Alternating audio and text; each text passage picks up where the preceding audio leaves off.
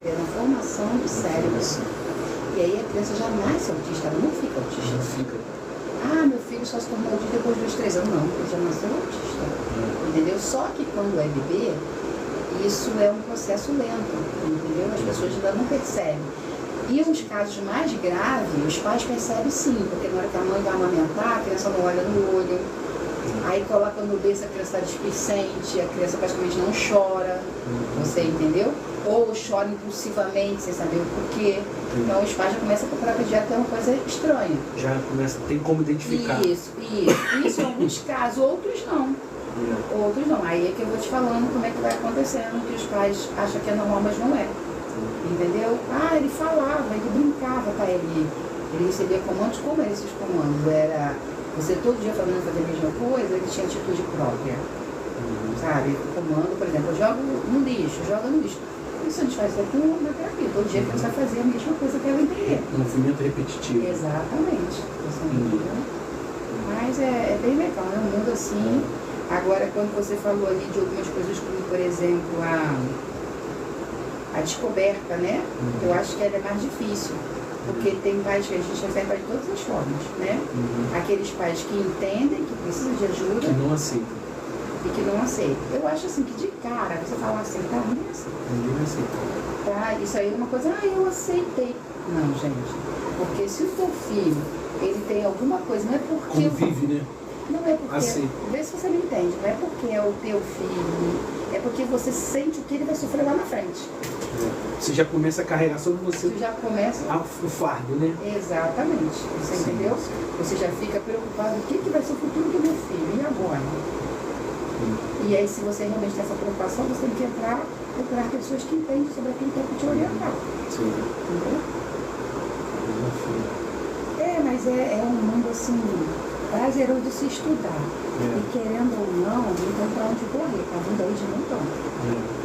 Você acha que. Acho que essa pergunta pode ser um podcast. Teve assim, um aumento em proporção? Hoje já se fala sobre a questão dos genes, né? Então são centenas de genes que se misturam, né? E aí não tem uma causa específica. Já se estuda a respeito disso. É um desafio, né? Você se aprofundar no. Porque teve um período que você quase não ouviu falar. Exatamente. Agora não. E também, a gente querendo ou não, você percebe quando vem pra mídia, né? Quando pessoas famosas que aparecem, as coisas parecem não só isso assim, é uma confusão maior. Sim.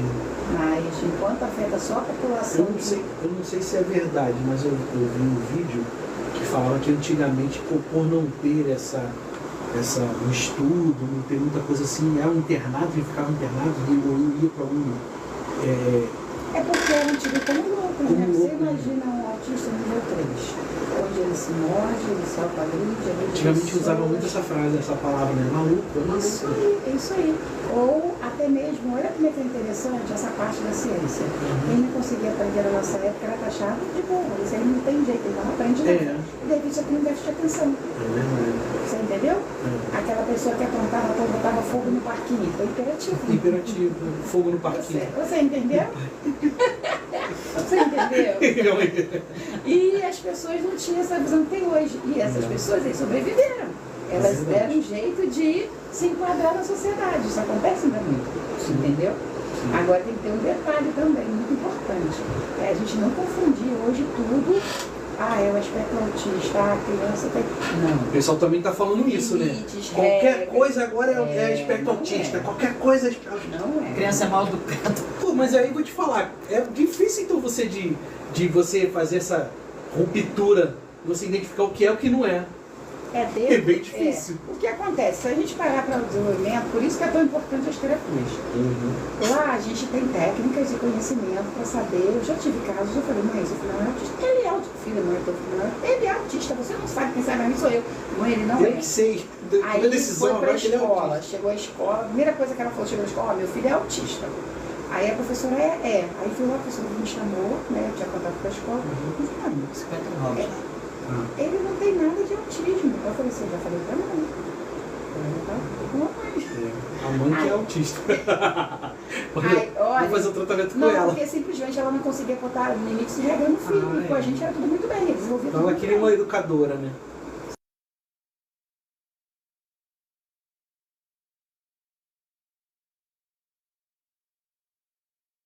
São 6 segundos. Quando bateu 18, você já libera aí no YouTube. Libera a transmissão viva, Né? né? E vai lá pro OBS. Bateu. Bateu, solta aí. Vai no OBS. Isso, agora deixa ele fazer essa abertura e aí a gente começa. Aí agora é convidado, né? Oi? Embolou minha cabeça hoje. É a primeira de cima. É a primeira. Não, mas é convidado. Não, primeiro, tá escrito errado, tá escrito ao contrário. É isso aí. Não, é o outro. Tá, beleza.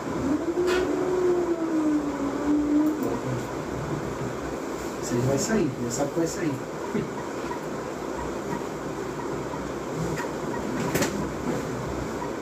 Consegue clicar e arrastar? Não, pra ele trocar a ordem. Não. Tá. Qualquer coisa. Fala aí, tudo bom? Seja bem-vindo, esse é o Firmados Podcast e hoje nós vamos falar sobre um assunto em alta, muito em alta, vivenciando o espectro autista. Se você passa por alguma situação como essa, você é pai, atípico também, e quer aprender mais alguma coisa, tirar alguma dúvida, esse é o momento, tá? Mas antes, deixa eu te falar, nós estamos aqui com o nosso espaço do nosso patrocinador, Futuro das Bikes. Se você tem o interesse, o desejo de ter uma bike elétrica, você pode entrar em contato aí com o nosso link que está diretamente no nosso vídeo, descrição do nosso vídeo aí, ou no QR Code, apontar o seu telefone aí para o QR Code que vai aparecer na tela, para você falar diretamente com o Daniel do Futuro das Bikes e adquirir agora sua bike elétrica. Imagina só, com 10%, eu falei 10% de desconto. Uma promoção que ele mesmo deu quando esteve aqui presente com a gente, tá bom? Então se você tem interesse em adquirir sua bike elétrica, esse é o momento de você ter 10% de desconto. Aí, clica aí, aparece lá, conversa com ele e aproveita essa promoção aí, tá bom? Eu tô aqui hoje com uma convidada muito especial, Viviane do Espaço Luz, né? Viviane Lima, é isso? É, Viviane Lima, para falar um pouco com a gente sobre o espectro autista, tá? E aí eu vou deixar ela se apresentar agora. Seja bem-vinda, muito obrigado aí por aceitar esse convite, estar com a gente aqui compartilhando um pouco desse conteúdo. Tá ótimo, Michel. Muito obrigada pelo seu convite, é um prazer. É sempre um prazer e uma honra poder compartilhar com pais essa questão tão em alta, né? Que é a questão do autismo.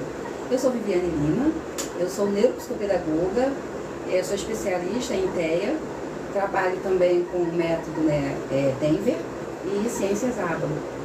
E é muito importante a gente ter um entendimento, entre outras formações, que foi necessário eu estar fazendo no decorrer da minha vida e da minha carreira até.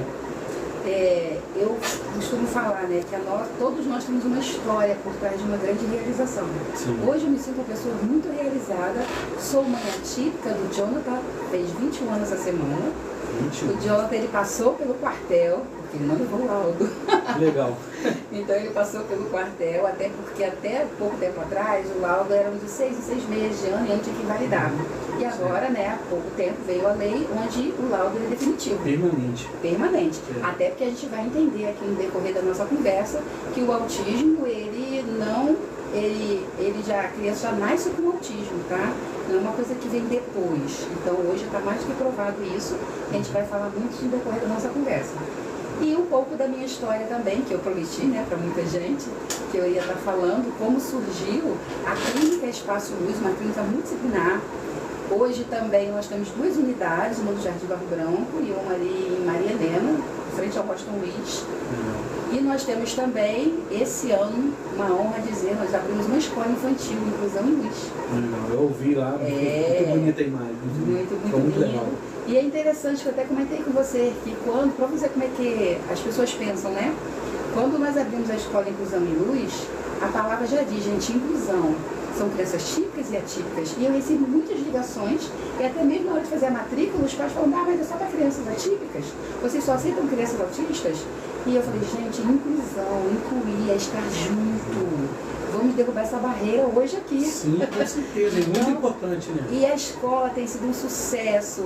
Eu até coloquei lá outro dia as crianças brincando de bola e tinha crianças autistas ali juntos, já adaptadas. E aí eu perguntei lá, quem é o autista? E aí eu deixei interrogação, eu falei assim, eu não vou dizer, porque a inclusão. A inclusão é esse olhar do todo, das pessoas estarem juntos, compartilhando o mesmo ambiente. Não é verdade? Bom, eu acho interessante isso aí que você falou, porque vou contar depois o que aconteceu, mas eu percebi em uma conversa que um dos medos ou desafios que os pais enfrentam é essa rejeição. Né? E eu acho que o pensamento de rejeição faz com que as pessoas não busquem essa inclusão. Exatamente. Né? E ainda enxerguem isso como um desafio, né? Que muitas pessoas vão olhar para a situação e falar assim, não quero que fique junto, assim. Acho que é por aí. E aí acaba os pais que convivem com esse sentimento, né? Tem que abandonam a família, deixa por conta da mãe, cuidar sozinha. E eu tive pais que falavam pra mim assim, é porque eu sou fraca, eu não aguento o sofrimento, eu não aguento meu filho passar por isso. E a mãe que é forte. E a mãe que tem que Como ser é que forte. pode, né? A mãe que é forte. Tem muitos casos assim, para mais do que você pensa, que a criança é especial, o pai abandona o barco. E existem casos também daqueles pais que tá ali com uma mãe, culpa muitas vezes essa mãe, e ele é até o mantenedor, ele dá o dinheiro, mas ele não está na presença, ele não faz parte daquele processo de desenvolvimento. Sim. Entendeu? Tira meio que a responsabilidade. Tira a responsabilidade, né? E existem outros também maravilhosos, que eu posso dar como exemplo, são paizão, que estão junto, que é eles que levam a terapia, porque a mãe está trabalhando, preocupada, e eles tomam a terapia com os filhos, eles se alegram com cada conquista que esses filhos têm. Então nós temos família, né? Verdade. Nós temos várias vertentes aí. Eu achei interessante, porque uma vez, por que surgiu, até te explicar por que surgiu a ideia do tema, né, no podcast. Eu trouxe um amigo aqui que queria fazer um podcast e falar sobre o tema. Eu olhei para ele e falei assim, por que não? Exatamente. Por que não, né? E, tipo assim, ele esbarra na impossibilidade de fazer por causa de material, de equipamento, de coisa para fazer. O próprio dele, ele queria fazer na casa dele, eu apoiei tudo. Só que na conversa me chamou muita atenção e eu até já marquei com ele para trazer ele aqui também para falar sobre o tema. E aí o que aconteceu foi o seguinte, ele falou sobre esses desafios e ele é uma pessoa que está presente, ele vai junto. Ele é lá do Barro Branco também, o Fernando, não sei se você conhece. Ele tem uma empresa de limpeza de piscina.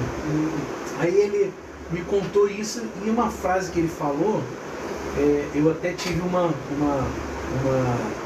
testificação, uma comprovação sobre o que ele falou ontem. Ele falou ontem não, ele falou, mas ontem eu tive uma comprovação. Que ele falou assim, rapaz, eu não sei como vai ser o futuro do meu filho, quando eu não estiver mais aqui. E aí ele embargou a voz. Embargou a voz. Sabe, ele ficou assim, eu pensei, falei, caramba. Realmente é um pensamento... Uma sensação muito uma sensação dolorida, né? E ele falou assim, cara, levo meu filho para um lugar, às vezes para a escola, para participar de alguma coisa, e eu vejo ele sendo agredido por outra criança, eu não posso falar nada. E quantos anos o filho dele tem? É pequeno, os dois têm também. Os dois filhos dele. Ele falou, eu já nem quero tentar mais, porque eu fico com medo de o terceiro também ser. Ele falou assim, eu pensei em ter mais um filho para esse, quando ficasse, cuidasse do outro. E ele falou que também tem um espectro autista. Então, depois eu tentando a idade dele, porque quanto antes as intervenções, há uma probabilidade de grande sucesso. Sim, sabe? Da criança, pelo menos, ela ter autonomia, até essa independência, defender, entendeu? Então, por exemplo, eu volto lá no meu filho quando era pequeno, eu tive que aprender, ensinar ele a se defender de outras crianças. Quando ele chegou na idade da adolescência, que é a idade do bullying, né? Sim. Que é outro tema também, olha só quantos temas vão aparecendo. Então, eu tive que ensinar ele a se defender, mas agressão não. Eu ensinei para filho, postura. Se a pessoa falar uma coisa que você não gosta, ela é dentro do olho dela e dá a resposta que ela merece. E ele começou a fazer isso. Só porque eu fiquei com medo ainda, né? Porque ele ficava sozinho na escola e a minha sobrinha estava com ele, falou, fica de olho de longe, o que está acontecendo? E ela falou assim, tia, fica tranquila, porque ele aprendeu a se defender. Quando a pessoa fala uma gracinha para ele, falou assim, eu estou falando com você, vê se eu estou brincando contigo. Ele tinha a resposta, né? Assim, sabe? E a pessoa, ninguém tirou mais farinha com ele, porque ele aprendeu a se defender. Então isso também temos que ensinar nossos filhos, sabe? Nesse colocar de vítima, né, de sofrer, não, você tem uma capacidade, vai ser desenvolvida. Eu te perguntei a idade dele exatamente por isso, que a gente tem que trabalhar isso desde a primeira infância, tá? Trabalhar algumas posturas, nós temos a psicóloga TCC, que é terapia cognitivo-comportamental. A primeira infância é o quê? De 2 aos 8? Não, a primeira infância eu vou dizer para você desde os 2 aninhos, que eu comecei a ficar junto ali, né? De graça, a primeira infância, né? Até seus 4 aninhos a gente considera ali, entendeu? E aí a criança vai desenvolvendo e a gente vai ensinando esses métodos à criança, entendeu? Como ela também se defender. Só que de nada adianta falar com a criança se o pai não estiver junto com a gente. Por isso que a importância dos pais estarem juntos o tempo todo. Entendeu? Porque eu digo assim, no apoio em casa. Que hoje eu tenho pais lá que praticamente não aparecem por causa do trabalho. Aí alguém, uma terceira pessoa que leva, o que a gente faz? Fala com esse pai pelo telefone, faz uma videochamada, ou essa pessoa que cuida da criança vem orientar o que fazer. Entendeu? Tem que ter essa orientação também. Tem que ter. Eu vou te falar, eu fui ontem cortar o cabelo de noite, e foi até um barbeiro que veio aqui no podcast também, a gente, amigos, né, a gente conversando, e toquei no assunto. E aí um cliente dele lá que estava cortando o cabelo falou assim, esse assunto me interessa. Eu sou pai atípico também, passo pela situação, e contou, né, a experiência dele. E aí foi quando eu falei sobre esse negócio da frase, né? Ele falou que esse também era o medo dele. Esse também é o meu medo. É o medo. Esse também é o meu medo. E a gente ali conversando, nós três ali, aí embargou a voz, eu comecei a chorar. Falei, meu Deus, que situação. Mas eu te falo, sempre foi o meu medo também. Eu vou te falar. A gente dorme chorando, sabe? Quando pensa na situação, o nosso filho pode passar. A gente sofre por antecipação. A verdade é essa. E ele falou assim, até mandar um abraço, aí se ele tá vendo, ele pegou ontem, o telefone dele descarregou, ele pegou o contato, falou, qual é o nome do podcast, eu quero assistir. Se ele estiver assistindo, um abraço aí pra você. E o que acontece? Ele falou que a filha dele não queria falar português. Tem tudo também. em inglês. Tem. Tudo em inglês. Eu tenho um caso dos pais aprenderem a falar inglês para se comunicar com o filho. Porque ele só falava inglês. A menina aprendeu a falar inglês sozinha. E ele teve que aprender. Eu até pedi pro pessoal que está aí nos assistindo, se tiver um relato, né, que aconteça em casa e não sabe como lidar com a situação. Deixa a pergunta, né? Passa pra gente, olha, aconteceu isso, eu não sei como lidar. Eu já fiz várias coisas e não tive resultado. Quem sabe a gente consegue te dar uma dica aí hoje. Né? Importante, né? Porque como eu lido muito. Bom, eu estou há 30 anos já, né, dentro dessa área. Com criança atípica, exatamente, desde que eu fui nascer os 20, né? 21 anos. Mas lidando com as famílias, tem os seus 10 anos que eu lido com famílias atípicas. Né? Os pássaros têm 7 anos, mais 10 anos que eu lido já com famílias atípicas. E a gente vê todo tipo de acontecimentos, já desde a questão do comportamento, de quando é pequeno, de quando cresce, com quem fica, a questão de relacionamentos.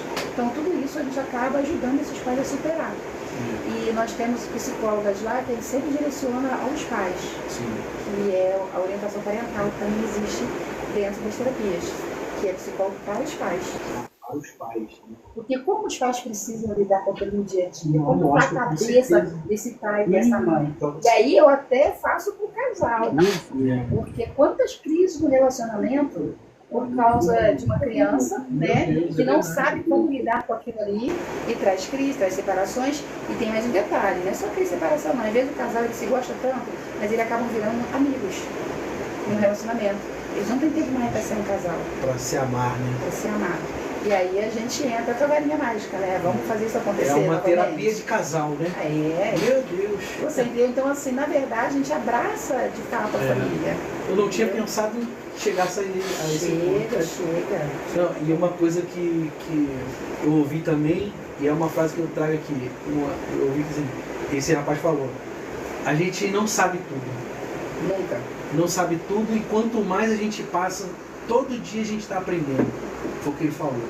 Então, tipo assim, não existe, como você estava falando aí, não existe uma receita de bolo, porque cada um tem um espectro diferente, uma atitude, um comportamento diferente, um casamento diferente, um perfil comportamental, uma família diferente, né? Então acho que... Na verdade, essa frase sua é assim, a vida era um constante aprendizado, né? Sim. Enquanto tem vida, há aprendizado. Então ninguém é dono do saber, a gente pode cometer falhas sim, mas em cima das nossas falhas a gente procura melhorar. Né? O ser humano que ele entende isso, ele se torna uma pessoa melhor. Né? Mas vamos falar um pouquinho mais sobre o aspecto autista, Tá, né? eu quero, muito importante isso. É muito Hoje o nosso tempo vai embora. Vai embora. A gente tem Vamos lá. muito que começar. Eu queria saber o que é o espectro autista e a diferença entre eles. Isso. Eu acho que é importante. É importante. É importante esclarecer, igual eu falei com você assim, vamos logo falar de uma linguagem bem simples para que as pessoas entendam. Porque termo científico fica mais fácil de procurar pesquisar. Então vamos falar aquilo que faz diferença na vida das pessoas, né? O aspecto autista é um atraso no neurodesenvolvimento, né? Se está no neurodesenvolvimento, está onde? Já dentro do cérebro, certo? Então é muito importante entender que a criança ela já nasce com aspecto autista. Ela não, meu filho, ele se tornou autista depois de 2, 3 anos de idade, até então ele fazia tudo normal. A gente escuta muito isso, não é verdade? A gente escuta muito, meu filho até 2 anos ele falava, de repente ele parou de falar. Na verdade, essa criança, na formação, né, essa formação do cérebro dele já, vamos dizer, faz mais sempre umas falhas, tá? Em alguns locais. E sempre do lado comportamental. Quando se é bebê, você não percebe muito isso. E a gente até estava comentando que quando uma criança bebê se percebe é quando vai amamentar e ele não olha no olho da mãe. Aí fala, mas o meu olhava. Beleza. Ele tá brincando e ele brinca muito sozinho, mas tipo assim, olhando por nada. A criança não chora, isso o bebezinho tá de 2, 3 meses. E você acha que é normal. Ou, quando acontecer, chama a sua atenção, você vai levar para um pediatra e vai ver o que está com aquela criança. Só que existem casos que isso não acontece.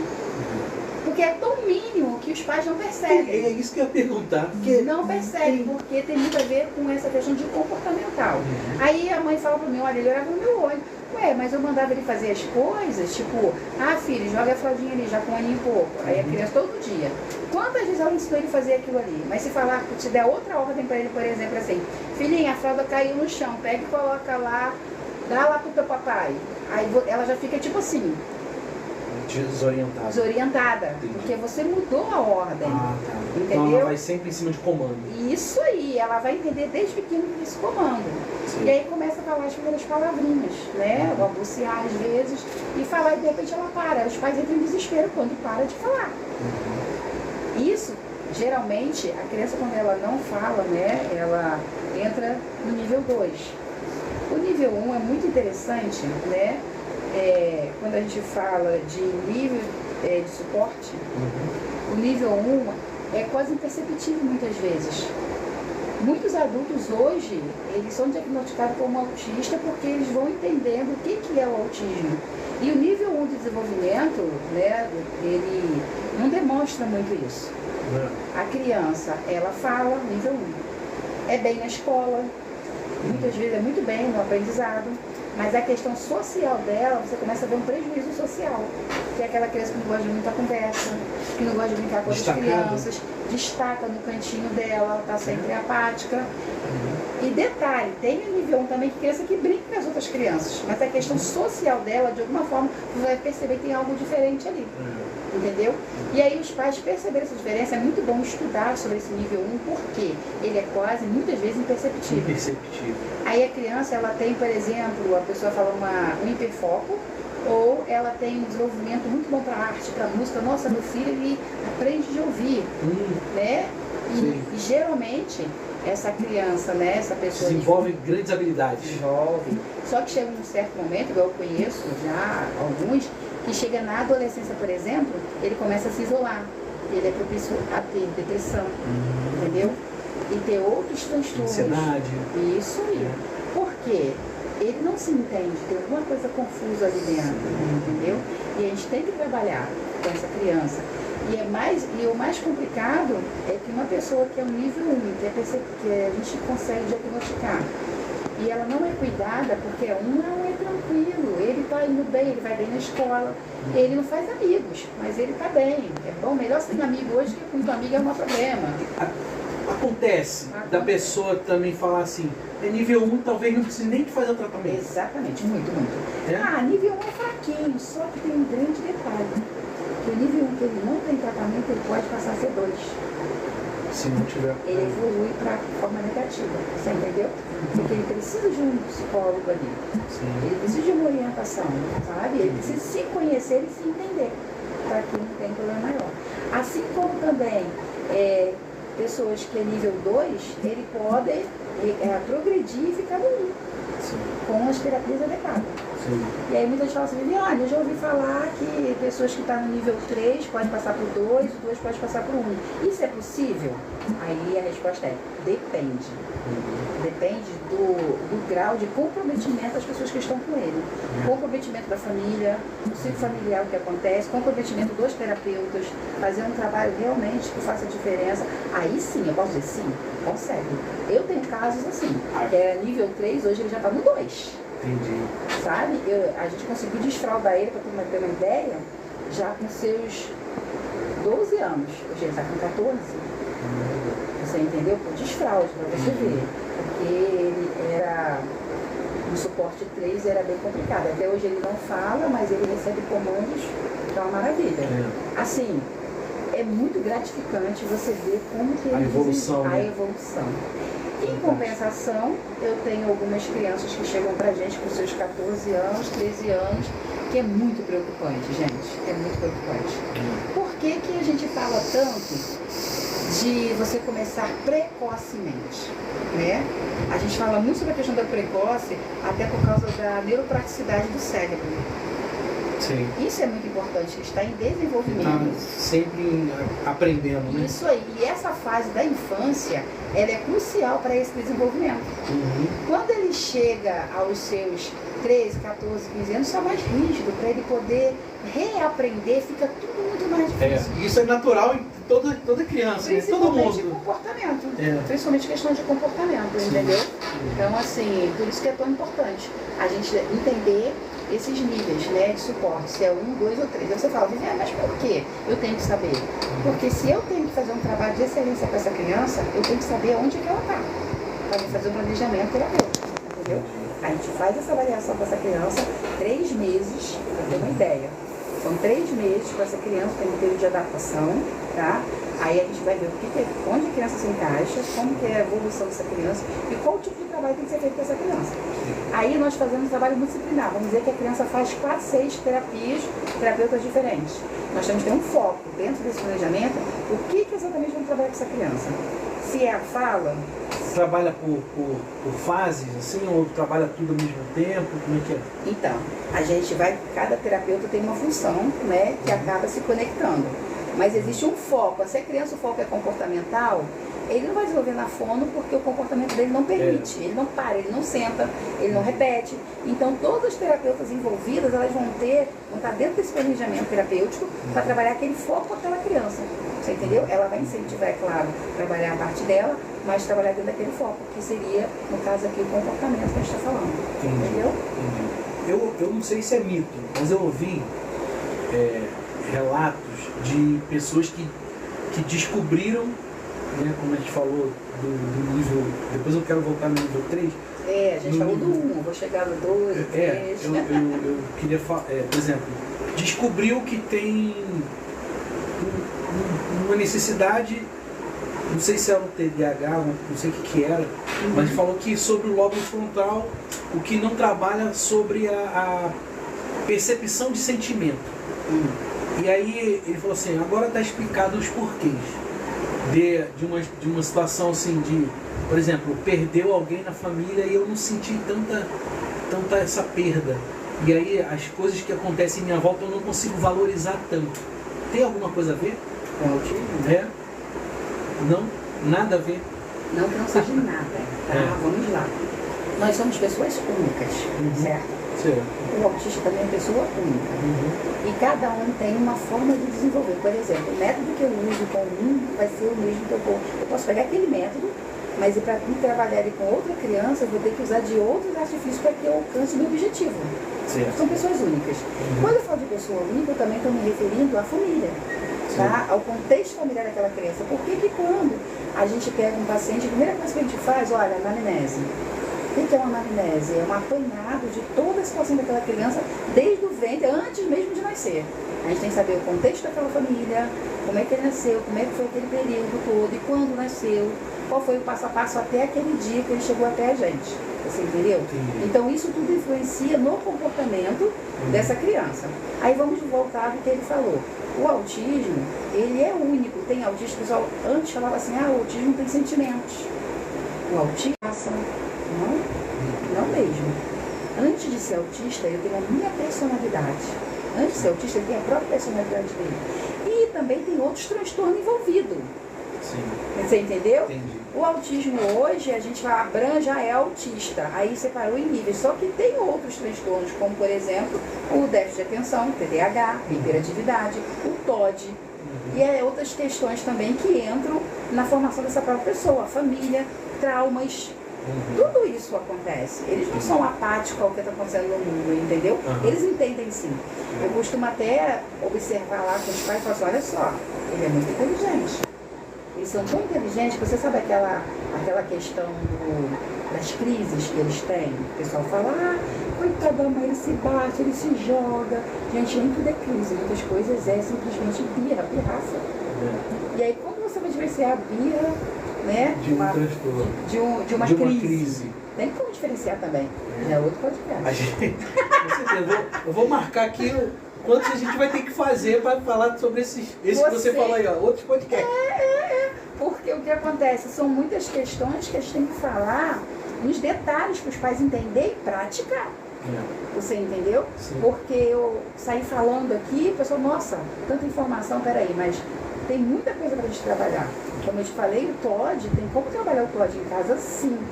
Tá? Existem os segredos, nós que somos profissionais, que a gente diz segredo, é o conhecimento, gente. Tá? Informação é uma coisa, conhecimento é outra. Você falou um negócio aí que eu acho que é um ouro, tá? Para juntar com o pensamento que eu tenho, tá? Por exemplo, você falou profissionais sérios. Eu vou falar um pouco sobre o mercado, tá? Ele é um pouco, vamos dizer assim, vulgarizado. Não o mercado do parte do autismo, não. Falando em contexto geral. De terapias, de análise. Porque, por exemplo, uma pessoa que vai fazer um tratamento no psicólogo e está lá 10 anos. No psicólogo.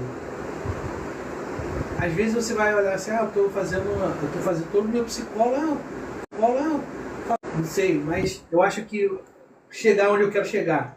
Alguns profissionais que trabalham na questão de eu vou manter minha renda aqui, sabe? Vou manter meu pé de meia, sabe? Eu não vou mudar a vida dessa pessoa aqui, sabe? E você falou sobre o profissional sério, né? E você falar sobre a transformação, sobre sair do nível 1 para o 2, do 2 para o 1, do 3 para o 2.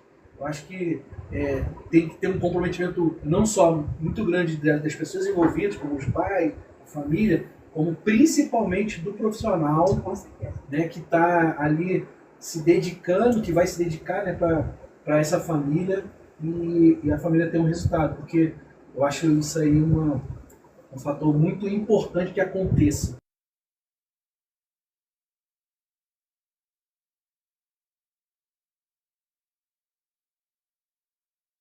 Pública. Depois eu vou te fazer uma pergunta sobre esse direito. Que a rede pública desce a todas as crianças, né? Sempre a gente sabe que não acontece bem assim. Não dá também, não é só, não acontece, eles não dão conta de tudo.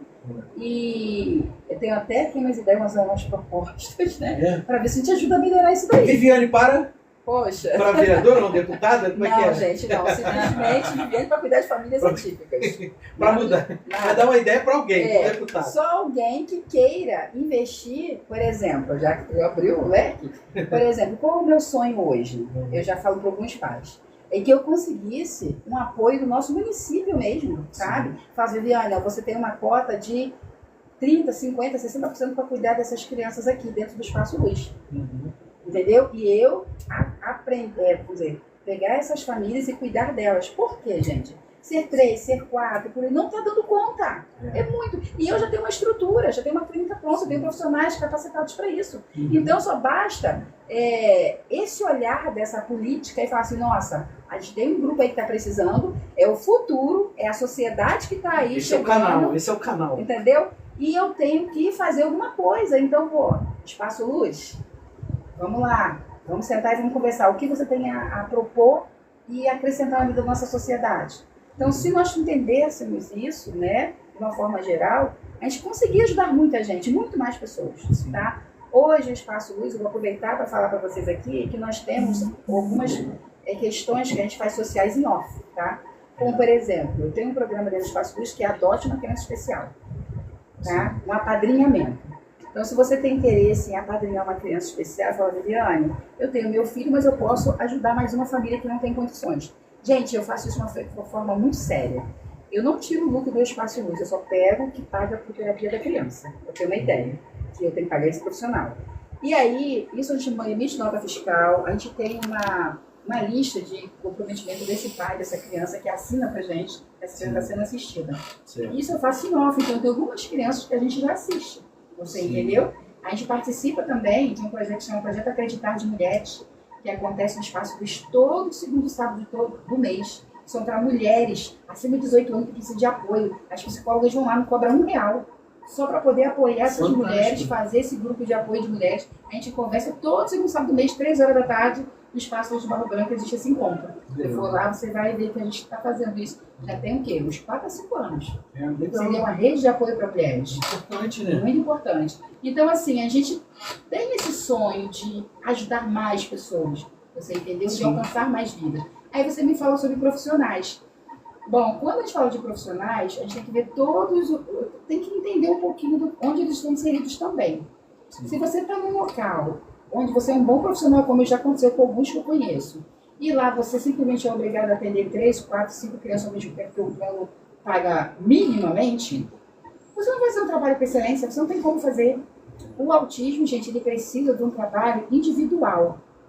Eu tenho casos que, por exemplo, tem um irmão pequeno, né? Sim. Ou ele está com muita questão social, uma rigidez social muito grande. Aí sim, eu coloco as 2 crianças juntas, com a autorização dos pais, para que eles tenham essa troca, entendeu? Aí são casos. Mas não você botar 3, 4 num ambiente, 20 minutos, 30, e você achar que deu conta, não dá. A criança não desenvolve. E aí o pai fica tendo aquele trabalho, aquele gasto, desgaste, tanto do pai quanto das crianças, não há desenvolvimento. Então, eu estou falando esse lado que nem é tão o profissional.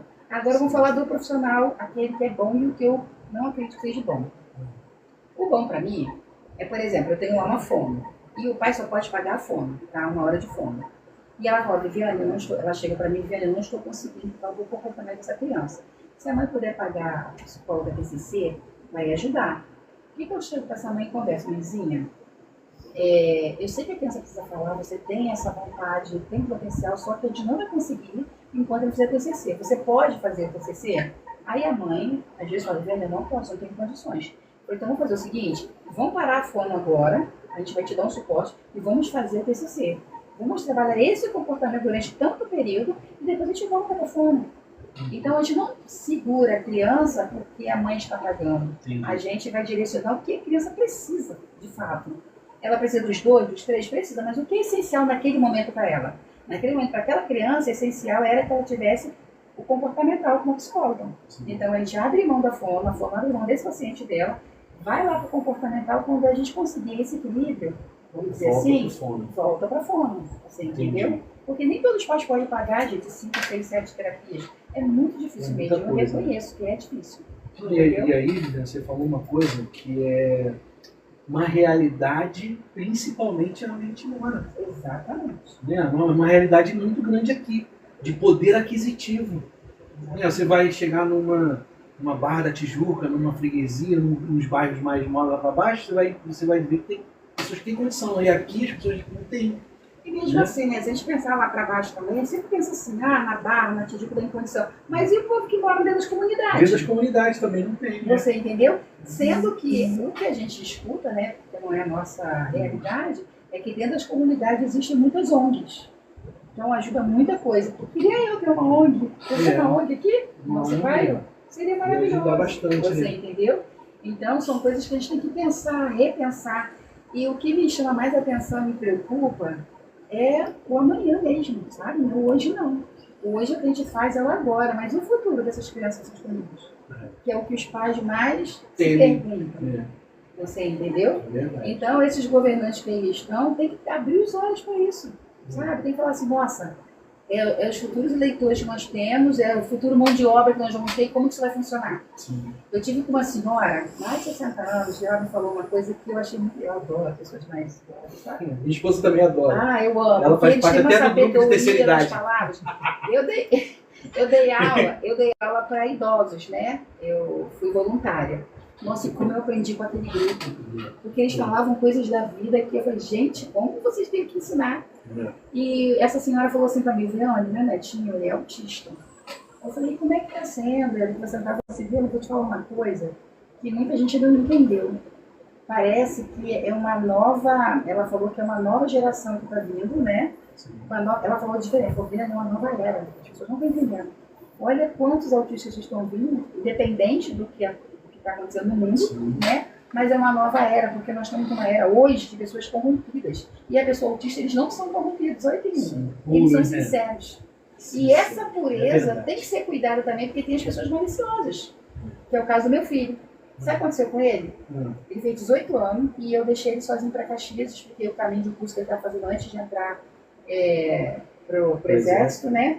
Eu ensinei ele. No meio do caminho, o pessoal de loja pegou ele, levou para dentro de uma loja e fez ele assinar um contrato, falando que ia dar um cartão para ele, estava com 18 anos, e coagiu ele mesmo. Até ele falou que só saía da loja depois que ele assinasse o contrato. E ele comprou um óculos, o cartão era R$900, o óculos era R$1.300. Empurraram um óculos para ele. Só que ele, todo alegre com a situação, ele escondeu de mim o fato. Falou, mãe, olha só, mãe, eu tenho uma surpresa para você. Mãe, eu tenho uma surpresa. O que foi? O que aconteceu na rua? Não, mãe, eu sofri a coisa. Não, mãe, uma surpresa. O que você assinou, mãe? Eu sentei lá e ele só deixava sair depois que eu assinei o papel. Aí deu ruim, né? Aí você foi lá. Eu fui a mãezona, né? Aí eu fui lá e falei, olha só, vocês não podem fazer isso. Ah, mas como não tem característica, mas teu filho parece autista, ele nem falou, como é que eu ia adivinhar?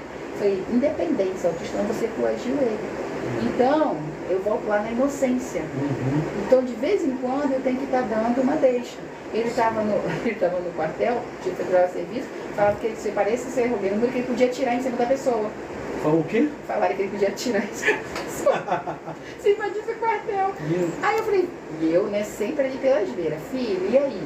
Como é que tá o quartel? Mãe, eu vou tirar serviço e falar se aparecer alguém, eu posso atirar em cima. Ai, meu Deus. Eu falei, filho, pelo amor de Deus, não atira. Você atira no chão para assustar a pessoa. Não, mas falaram que é para atirar em cima da pessoa. Eu falei, tá doido? Quem falou isso pra você? Você entendeu? Então, essa inocência que eles têm, hoje se perdeu. E tem que ter esse cuidado. Por isso que, de repente, quando eu te falei, volto lá no nível 1, a gente tem que ter tanto cuidado, porque eles são inocentes. Você entendeu? Alguma pergunta aí pra gente? Não, o pessoal está comentando aqui, eu queria ler uns comentários. Pode ler, olha só. fica à vontade. Aqui, ó, Joarte, parabéns pelo tema. Ariane Borges, o primeiro sentimento quando recebemos o áudio é exatamente esse, a destruição do sonho. Mas logo em seguida você percebe que não é assim, não é o fim, sim, é um recomeço. Ela é uma irmãzinha lá da igreja, mandar um abraço aí para a Ariane. E a gente conversou bastante sobre isso. Ela tem 2 crianças e ela recebeu um áudio também e passa uma situação assim de ir atrás de tratamento e tal, sabe? Uma dificuldade bem grande. Edna Mela Paz, cantor Júnior, tema muito relevante. Adélia, Andréia, que temática maravilhosa. Adélia, boa noite, um tema muito importante, Michel e Vivi. A Adélia já conhece, muito explicativo. Infelizmente, muitas das vezes o diagnóstico no SUS é demorado e tardio, pois tem muitos pais que não têm condição de pagar um euro, até mesmo as terapias. Valdisson, boa noite a todos, um assunto muito importante nos dias atuais. Ainda não tem uma pergunta. Perfeito, buscando sempre bem-estar do paciente. Parabéns. Só um comentário, né? A gente vê, assim, eu vi, como eu te falei, uma situação de as pessoas buscarem informação. E a dificuldade, como a Délia falou e também a Eliane falou, a dificuldade pelo SUS de ter um acompanhamento. É bom eu deixar aqui também, mas só passo o que fazer para chegar até um diagnóstico, né? Interessante, né? Legal. Porque quem fecha o laudo, gente, é o neuro, tá? Nenhum terapeuta, ninguém pode fechar laudo. Inclusive, terapeuta não pode nem chegar para você e falar assim, não, seu filho é autista. Não pode. Tá? Nem falar. Professor, muito menos. Cortou. Então, por mais que você perceba, você tem conhecimento, né? Você tem que fazer o quê? Levar essa família a fazer as avaliações, tá?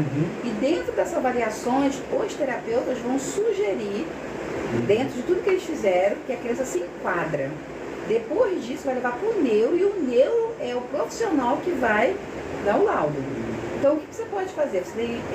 Hoje você pode dizer que tem dois caminhos, tá? O primeiro caminho é você fazer uma avaliação, que é pedido geralmente pelo pediatra, pelo próprio neuro, uma avaliação neuropsicológica, para poder ir direto para o laudo. Ou a avaliação neuropsicológica é muito cara, realmente, tá? A mais em conta hoje está R$ 2.500. Uma avaliação de 6 sessões. No máximo 40, 50 minutos por sessão. É uma avaliação neuropsicológica feita por uma neuropsicóloga.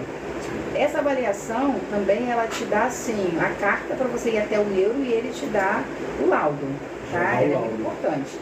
Também tem um outro caminho, que quem não consegue pagar, no caso, uma avaliação neuropsicológica, ela tem equipe multidisciplinar, e aí ela tem 3 meses que ela pode estar passando por essa equipe vai estar fazendo também as avaliações, que tem custo sai menos, e a criança ao mesmo tempo vai estar sendo trabalhado o desenvolvimento dela. Então acaba sendo as duas coisas.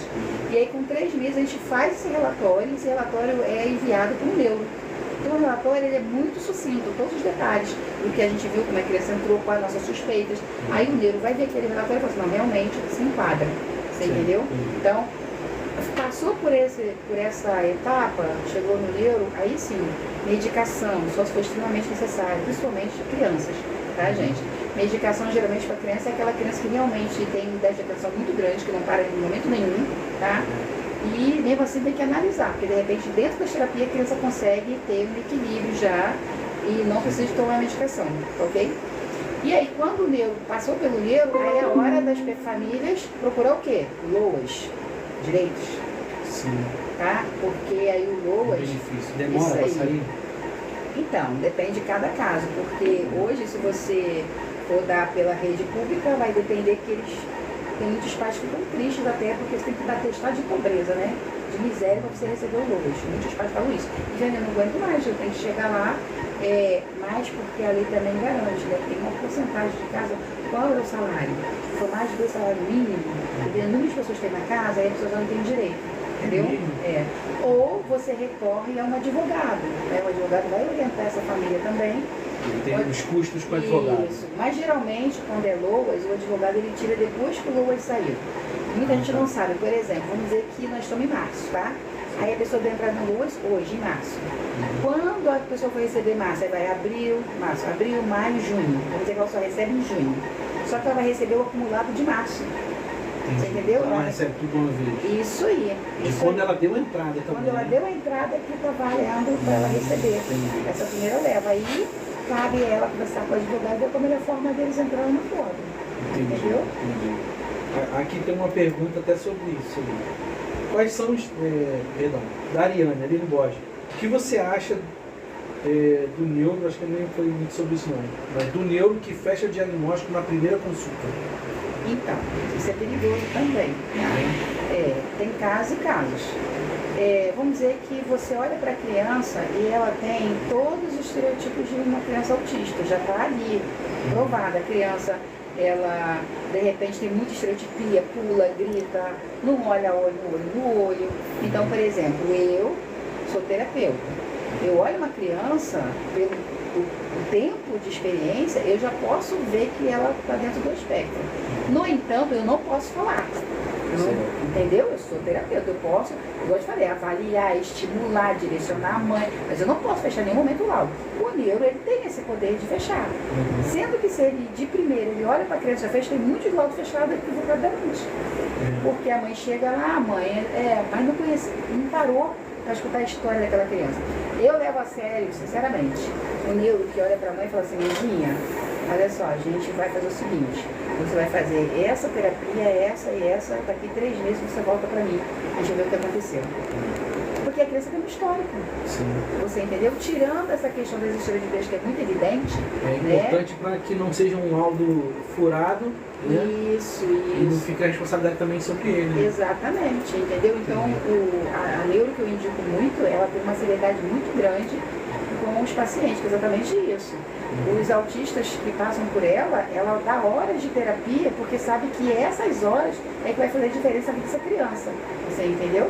E quando o primeiro encontro, ou a gente manda já, eu falei, esses relatórios, ou ela fala, mãezinha, olha, eu preciso que você faça tanto tempo de terapia para ver como que seu filho vai desenvolver. E ó, vou te falar, tem criança que deslancha. E é igual você falou, né? Às vezes é até uma birra, né? É, igual eu te contei o caso de uma mãe, né? Foi. Nós tínhamos são vários casos, mas essa mãe específica, ela tinha um filho que não era autista, e ela cismava que era e batia no teclado que era. Então falava isso para a psicóloga, assim, mãezinha, não é o comportamento dele, ele está respondendo todos os estímulos. E ela, porque a gente não conhece ele em casa, não sabe o que ele faz em casa, eu dou até remédio para ele dormir, mãezinha, não faz isso.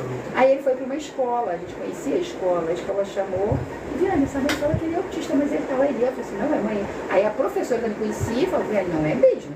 Ele brinca, ele faz não sei o quê, ele olha no olho, ele responde, ele é muito inteligente. Interage. E essa mãe tirou tanto do espaço luz quanto mais tarde dessa escola, porque ela queria que alguém comprovasse que o filho dela era o que não é. Você entendeu?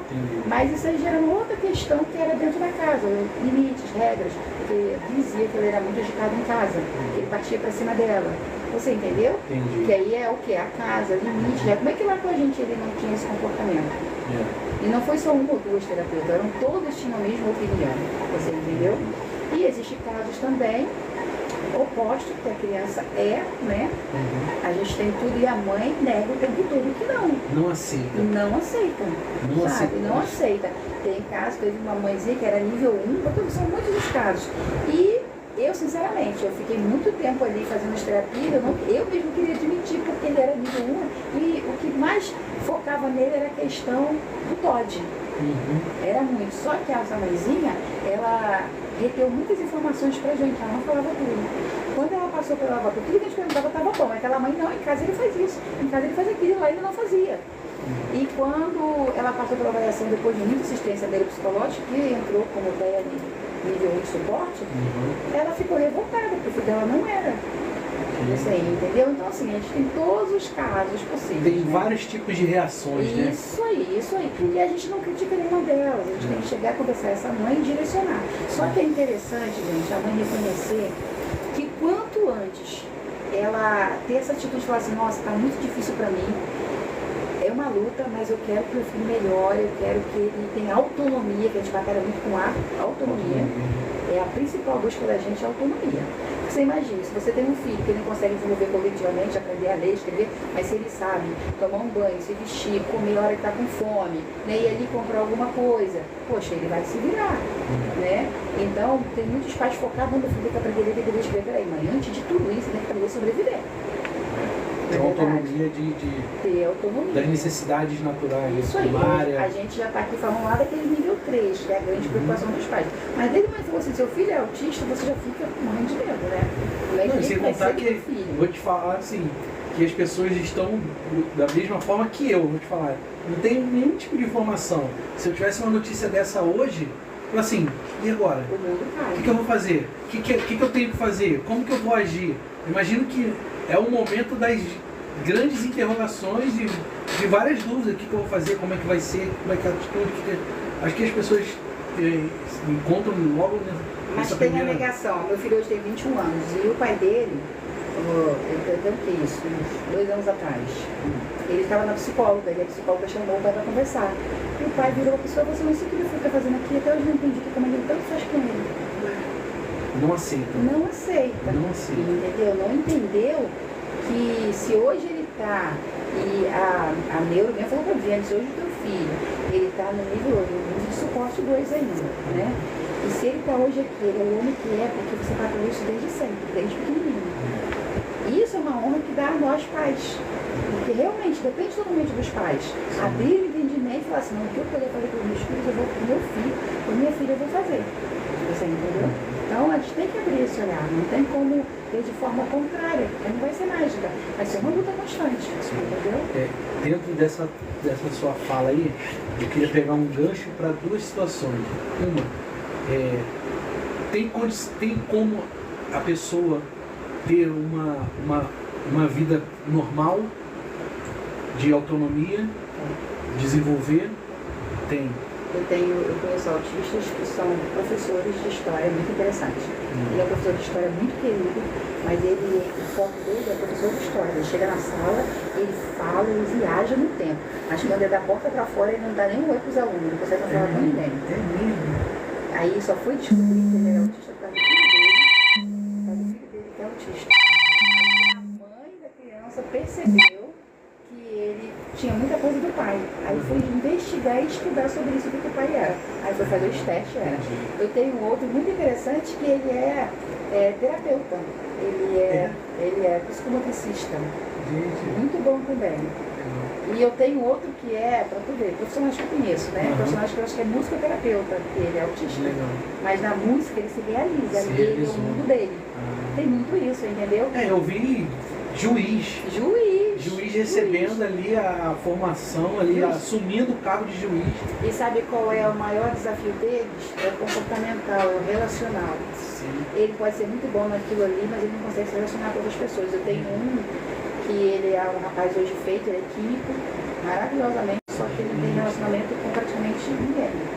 Você entendeu? Ele vive no mundo dele, vai lá, faz o trabalho dele, volta, é o quarto dele, é o mundo dele. Você entendeu?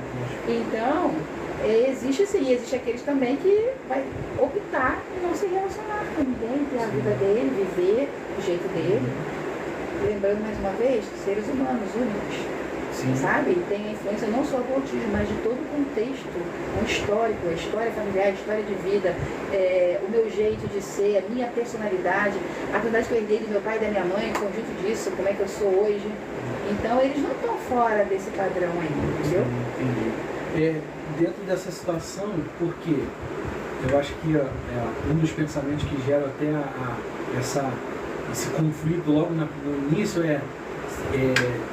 tipo assim, será que eu vou conseguir, ou será que meu filho vai ter essa grande dependência de minha vida toda? Né? Acho que assim, será que ele vai ser dependente de mim agora pro resto da vida? Né? Acho que é um dos pensamentos também.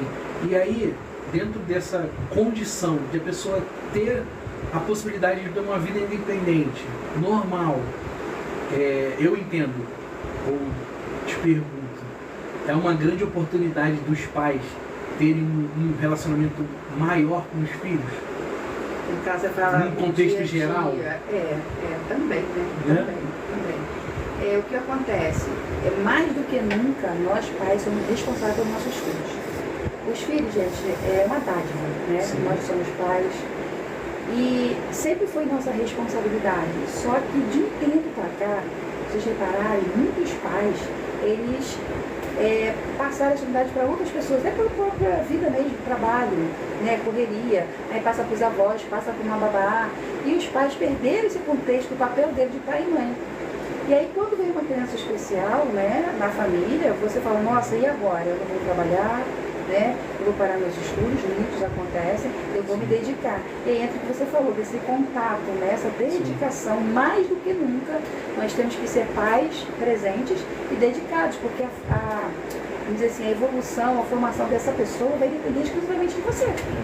Eu posso ter 10 terapeutas, tá? Mas eles estão uma horinha cada um com o meu filho. Mas quem está aquele dia a dia? Quem é que dorme? Quem é que acorda? Quem é que vai mostrar valores? Limite. A diferença maior, que eu posso falar para vocês com toda sinceridade, né? E, vamos dizer assim, segurança, é porque com uma criança atípica, você tem que saber como trabalhar com ela e você tem que fazer isso, vamos dizer assim, frequentemente. Por exemplo, se eu estou ensinando a ela uma regra, eu não ensinei uma criança típica, você fala com o teu filho assim, filha, não faz. Se você fizer isso daqui, amanhã você não tem o seu passeio, você não vai para a rua brincar. Sim. A criança ela vai entender. A criança típica, ela não tem esse entendimento. Então, a palavra sua tem que ser direta. Filho, você não vai fazer isso por causa disso. Ser direto, tá, gente? Não adianta querer dar sermão que eles não vão entender. Tem que ser direto. Filho, você não vai descer a escada, senão você vai se machucar. Sim. Entendeu? Um exemplo, né? Então, tem que ser as mensagens bem diretas. Se você vai ensinar alguma coisa, todos os dias tem que repetir aquilo ali. Aí eu falo para os pais assim, muitos pais em questão de comportamento. Outros pais pedem ajuda. Eu falo, mãezinha, vamos fazer o seguinte. Você, meu filho não pode dizer a palavra não. Se der não, vamos substituir por enquanto esse não. Filho, depois. Substituir não pelo depois. Depois você vai fazer. E aí você realmente tem que firmar o que você falou. Se é depois, tem que mostrar que depois existe. Troca uma coisa pela outra. E a criança vai espernear. Você vai dar, não, filho, celular. Vamos falar de celular. Imagina. Você imagina, né? Hoje você quer que o teu filho fique quietinho, você já dá o celular para ele ficar quietinho. Gente, isso é o modo certo. A criança típica, da mesma forma, os pais botam lá um celular. Também, né? Quando você tira, eles entram em crise. Não estou dizendo que seja proibido, mas tudo tem que ter regras. E regras não é fácil. Então, se eu falar assim, você mostra o reloginho a ele, tá? Se a criança tem essa condição. Ou o tempo, né? A gente usa muito ampulheta também, para mostrar o tempo. Vai ficar ali. Agora você vai fazer isso daqui. Só que isso tem que ser uma rotina diária. Você entendeu? Tem que valer isso para a criança todos os dias. Se vai ser cansativa, ela vai se jogar, vai gritar, aí a mãe não aguenta, toma aqui. Toma de novo. Não toma. Porque ela é tão inteligente que ela aprendeu que se ela gritar, ela vai ter o que ela quer. Já aprendeu. Não, e é isso que eu estou te perguntando, né? O motivo da pergunta, porque pais normais, assim, de crianças normais que estão ali na convivência do dia a dia, já fazem isso, de transferir a responsabilidade de estar presente, de brincar com a criança, de ensinar, de participar de uma brincadeira em conjunto ali, sabe? No desenvolvimento da criança. Já faz essa transferência. Imagina o atípico. E aí a situação se é uma criança atípica que precisa de, agora, não só de 100% da minha atenção, mas 120%, 150%, que a minha dedicação agora tem que ser maior, é o fator de entender que é uma dádiva de Deus de você estar contribuindo, porque é o seu filho. Né? Você falou ali, nossos filhos é uma dádiva, né? É o presente de Deus. Então, assim, se como um pai atípico, você não está só dando 100% da sua atenção, você está dando 150%, você está dando 120%.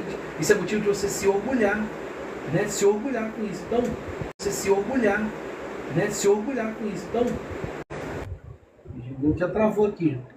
O computador tá ligado. Só que tá dando muito pico de luz. Será que tá chovendo? Não sei. Chover é bom. Tá vendo? Agora tem que ver esse computador. Ver se não saiu da... Já saiu. Ele vai voltar. Quando voltar, a gente volta no mínimo. Vai ter que voltar no mínimo. Mas tá dando, o pessoal tá Eu fazer umas perguntas. Já tem 3 perguntas aí. Perfeito. Legal. Até porque a gente fala, você tá falando muita informação. Muita informação. Sabe? E E o pessoal vai perguntando. Por exemplo, eu quero deixar aqui, porque a gente está falando de nível T1, está falando de gente nível 1, isso, 2, isso, 3, isso. É. Para as pessoas esclarecer. Só falou e não